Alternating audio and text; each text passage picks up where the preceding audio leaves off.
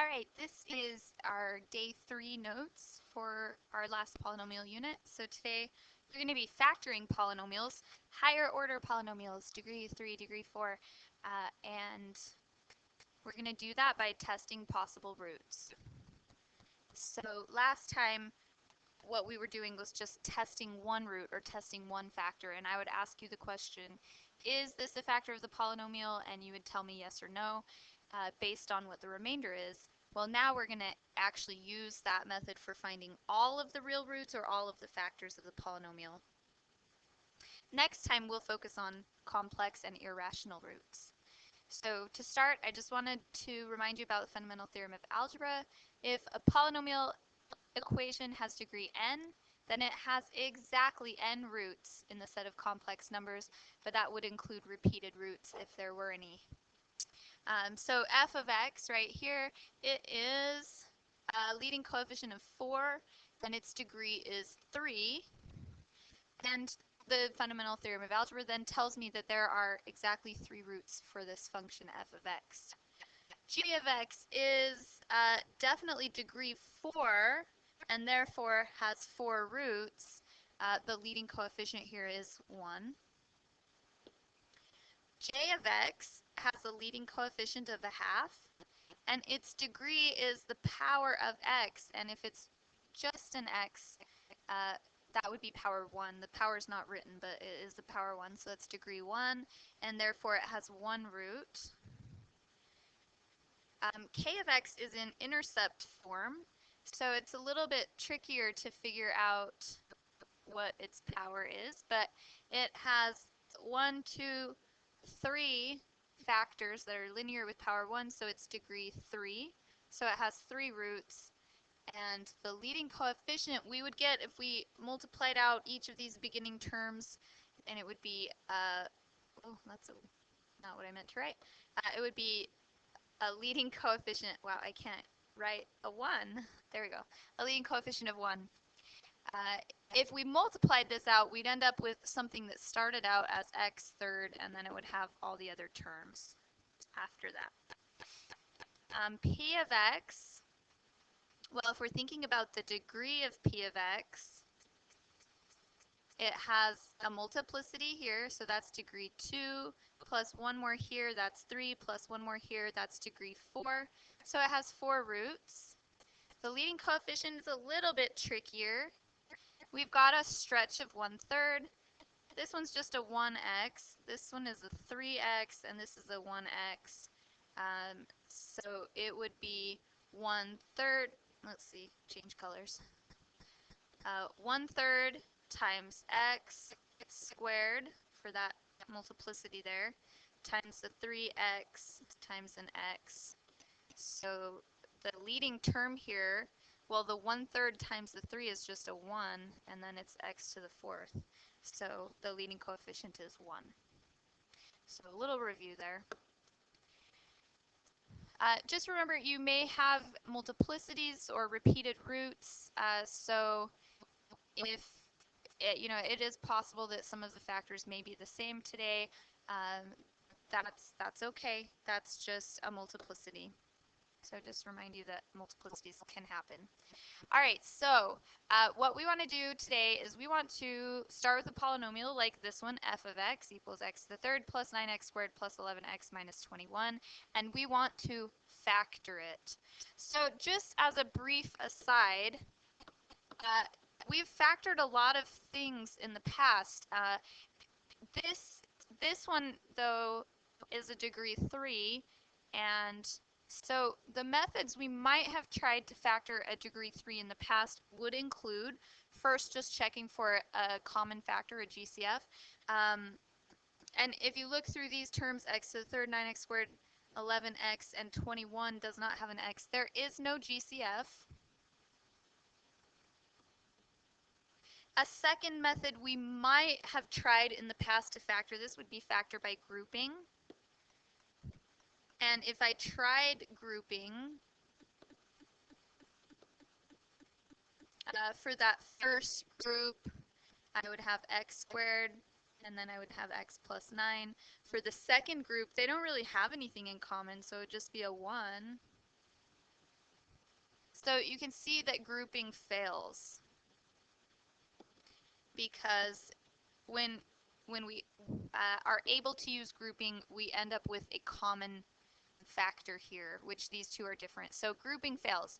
So none of the methods we've learned in the past would help us factor this polynomial, so we have to have a new method now. But last time we learned a really slick method uh, for testing factors, and if we want to test some factors, we just have to use division, or if you prefer, you can use evaluation to decide if the remainder is 0. So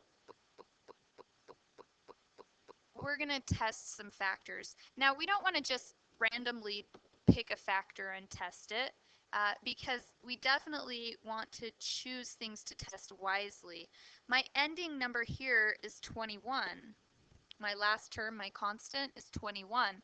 So it seems logical that when we have our factors, they are going to multiply to 21. And you can, just logically, we almost always, when we're factoring, are thinking about factors of this last number. So we're going to continue thinking about factors of this last number. The factors of 21 are 1, 3, 7, and 21. And those could, of course, be positive or negative. So let's just pick a factor to start with. The factor that I'm going to test first, I'm just randomly choosing, and let's start with 3. I'm going to test the factor x minus 3. Okay, so I choose which one to test, and I'm going to go ahead and use synthetic division. If you prefer, you can do it by evaluating by plugging that number in. And what we're trying to decide is, what is this remainder going to be? Is it going to be 0 or is it not 0? So for the synthetic division, we drop down the first one, multiply and put it in the next column, add that column up. Now we multiply and put it in the next column, and now we add that column up, and now we multiply, and then we add that last column up.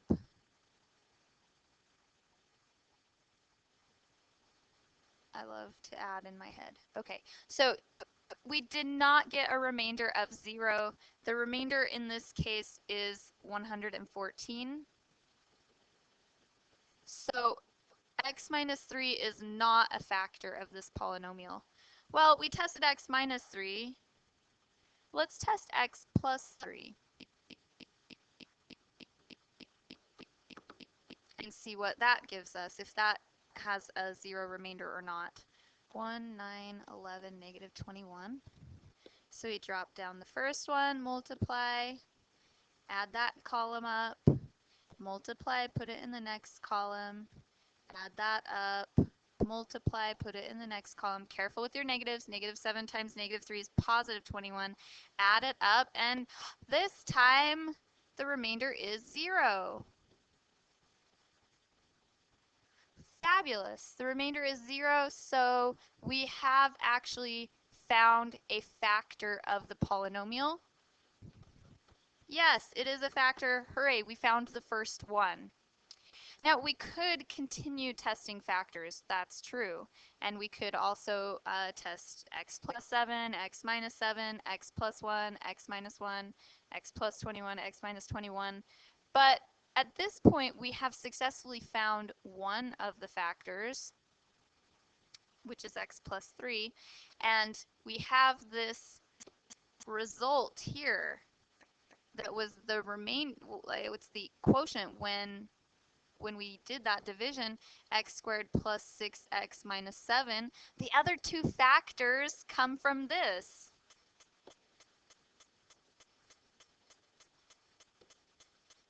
So if we just simply factor this polynomial, which is much easier to work with than the original, that will give us the other two factors of the polynomial. Now, we reviewed a second ago that if the degree is 3, we know there are 3 roots. If the degree is 3, we know we have 3 roots, and we know we are therefore looking for 3 factors. So we can get the other two factors by just factoring this polynomial right here. So we're looking for factors of -7 that add up to 6. That would be an x plus 7 and, whoops, wrong sign, and an x minus 1. Okay, well, our job was to factor the polynomial, so our final step would be to write the factored form of the polynomial out. Our first factor that we found was x plus 3, and then we determined that the other two were x plus 7 and x minus 1. So there's the factored form of our polynomial. I just want to look at the graph because we've graphed intercept form polynomials before. And here's the graph, and you can see that each of our factors corresponded to one of the intercepts on the graph. And it's positive end behavior, so it's just like that. All right, let's try another one. Factor f of x.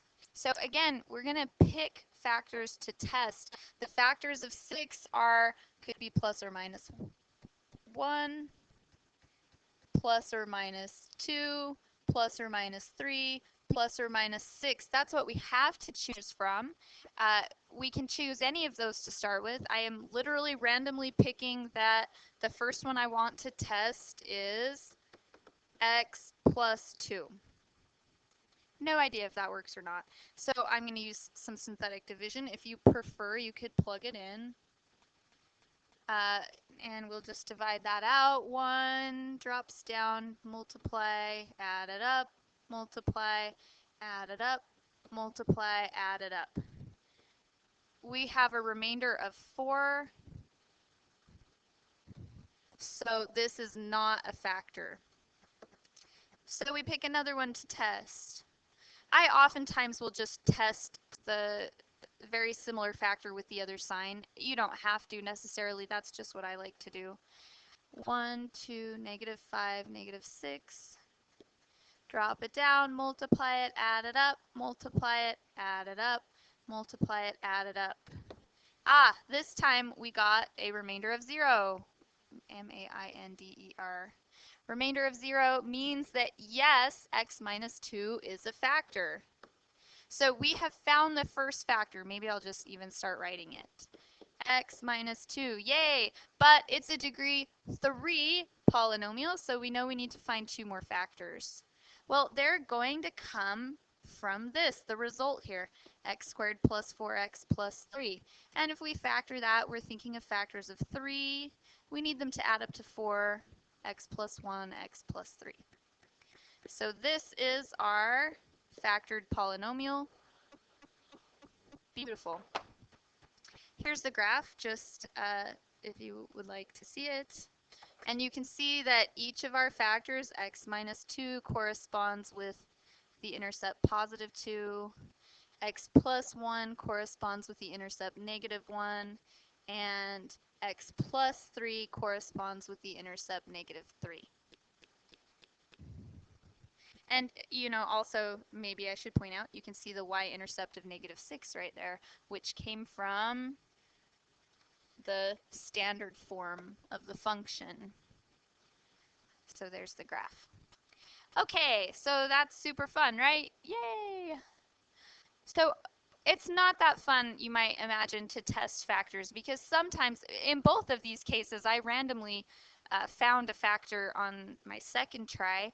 Sometimes you potentially could end up trying 3 or 4 factors before you find a correct one. Oftentimes, I will give you one to start, and then your job is just to find the other ones.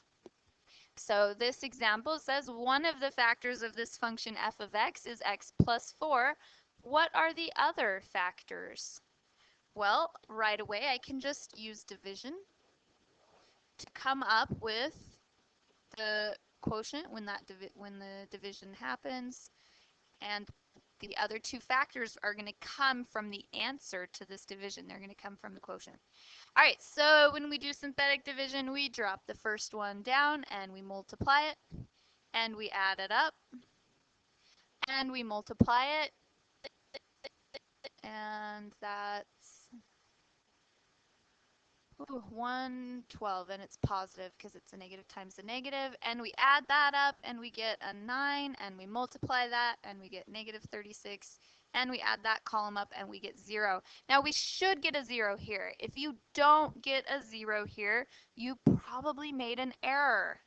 This is telling me one of the factors is this. That tells me that no matter what, I should be expecting to get remainder 0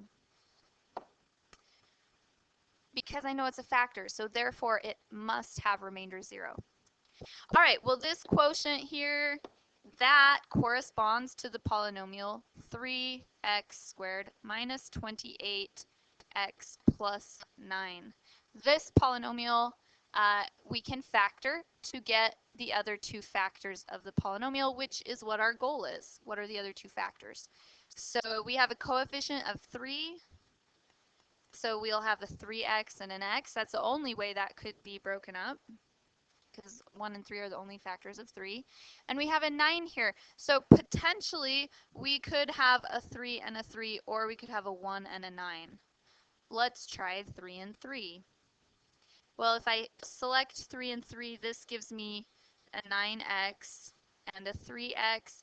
And unfortunately, that cannot add up to 28 like I need it to.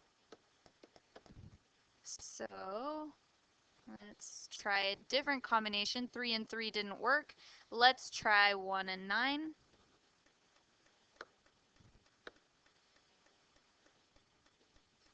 But with 1 and 9, I have here a 27x and a 1x. So to get the correct signs, that definitely can add up to negative 28. I just need them both to be negative, so my signs are both negative.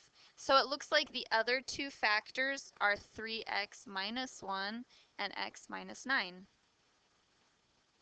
And here's the graph. The original problem gave me the factor x plus 4. That was given to me.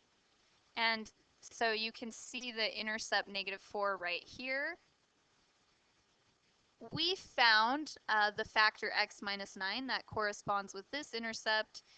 And we also found the factor 3x minus 1. Remember, that corresponds with the 0 1/3. So here it is right there, 1/3. And if you're like, where the heck did 1/3 come from? Remember that they're called zeros because we're finding the value that makes that factor 0. So we would add the 1 and then, whoops, equals 1 and then divide by 3. So 1/3. That was really messy, sorry. And it's blue on blue, so that's really special. Sorry, okay. Practice B. So this is one was for you to practice on your own. I'll go ahead and walk you through it. It gives us one factor, x plus 6. So in our synthetic division, we'll use the 0, negative 6. Our procedure tells us drop it down, multiply it, put it in the next column, add that column up, multiply it, put it in the next column. Be careful of your signs. That's positive 24. Add it up, multiply it, put it in the next column, add it up, 0. We're expecting this 0 because it is a factor. So we're left with the polynomial x squared minus 4x plus 4. Our other two factors will come from this polynomial if we factor it. So we're looking at factors of positive 4. We need them to add up to negative 4, x minus 2, and x minus 2. Here's the graph. In other words, we have a multiplicity here, and you can see on the graph that that multiplicity happened at positive 2, and then the one that they gave us was an x plus 6, and there's the 0 that goes with x plus 6 on the graph at negative 6. Okay, so we're going to just practice this one more time because sometimes people are very confused about when they change signs and when they don't. If you have a factor and you want to know the 0 or the root, you do change the sign because we're just answering the question, when does x plus 5 equal 0? It's called a 0 because it makes that factor equal to 0. That 0 corresponds on the graph with an x-intercept. The sign doesn't change. The 0 is the x-intercept. It's just the x-coordinate of the x-intercept. And remember, the thing you use in synthetic division is the 0 or the root, so we would use -5. If the 0 is 5, the factor that's associated with that 0 is x minus 5, but the intercept is 5, if we looked at the graph. In synthetic division, we would use 5. Remember that a 0 and a root, kind of the same. All right, well, if the intercept is -3, that means -3 is the 0 of the function. And if -3 is the 0 of a function, the factor that goes with that is x plus 3. In the synthetic division, we would use that 0 of -3. If the factor is x minus 3, the 0 that goes with that factor is 3. Again, we're just wondering what x makes that factor equal to 0. The x-intercept, if we looked at the graph, would be at 3. And in the synthetic division, we would use the number 3. If the 0 is 8, the factor that goes with that is x minus 8. On the graph, though, the intercept would be at the point 80. In synthetic division, we use the 0 or the root, so we would use that 8. Okay, so 8 is one of the zeros of the function. What are the other zeros? So I'm not telling you a factor this time. I'm actually telling you one of the zeros. So set up my synthetic division. This is a 0 of the function. I use the zeros in the synthetic division. I don't need to change the sign here. You only change the sign if you are given a factor. So we'll perform the synthetic division, drop it down, multiply it. 120, I think. Add it up, multiply it. Add it up, multiply it, add it up. So we are, we got our remainder of 0, which we knew we would get.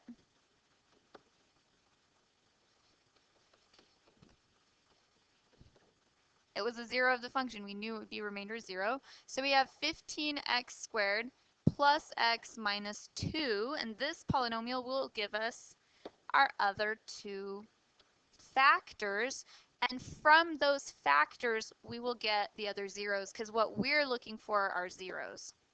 So let's see, 15. Well, I'm going to try 5x and 3x. Hopefully that will work. If not, I'll switch to 15x and 1x. We're looking at factors of -2 for the ending numbers. So let's see, let's just put a 1 and a 2 and see if that works. If we test that, it's a 3x and a 10x, which is not going to add up to 1x like we wanted. So we've got to switch. So let's try instead a 2 and a 1. And if we do that, we end up with a 6x and a 5x. We want positive 1x, so let's do a 6 and a -5. So this will be a minus and a plus. So we have the two factors now, but our question didn't ask us for factors. It said, what are the other two zeros of the function? Well, the 0 that goes with this would be -2/5, and the 0 that goes with this is 1/3. Add the 1, divide by 3, subtract the 2, divide by 5. So these are the other two zeros of the function. All right, let's try one more of those. One of the zeros of the function is -7. What are the others? So it gives me the 0 of the function. I will use that in my synthetic division. I'm expecting when I do this to get a remainder of 0 because it's a 0 of the function. 1, drop it down. Okay, multiply it, add it up. Multiply it, add it up. Whoops, 35, sorry, I don't know why I wrote, whoops. Don't know why I wrote 30. 25, sorry. And now we multiply it. 25 times negative 7 is negative 175. Add it up, and that is 0. So from this equation, from this expression, x squared minus 10x plus 25, I can get the other two zeros of the function. And it looks like factors of 25 that add up to negative 10, it's an x minus 5 and an x minus 5. So the other 0 is 5. There's only one other 0. It just has a multiplicity of 2. So the function is a degree 3. It does have 3 zeros. Here's one of them. The other 0 is 5, but it has a multiplicity of 2. And that is it. So please, if you have questions, come in and talk to me, and we'll get you squared away. One more lesson, and then we'll be reviewing.